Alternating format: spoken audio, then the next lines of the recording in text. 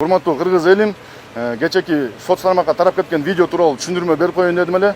Кече күнү Кыргызстан партиясынын сот чечими чыккандан кийин сторонниктери кубанып, бияктан лидерди провожать этип, мен андан машинеге келип, отуруп, айдап жүргөндөн кийин биздин сторонниктерге лайк класс бастым. Класс баскандан кийин биз айдап баратканда жакта бир 50ге жакын киши турган, алардын арасынан 10 чактысы ортон колун мага көрсөтүштү. Мен эмоцияга алдырып, аларга мага көрсөткөн кишилерге мен аларга көрсөттүм. Урматтуу элим, бул кечеки видеодо мен болчумун. Калган топ бул видеону саясатка аралаштырып, бөлөк бирөөлөрдү жаманатты кылып, жала жаап атышат.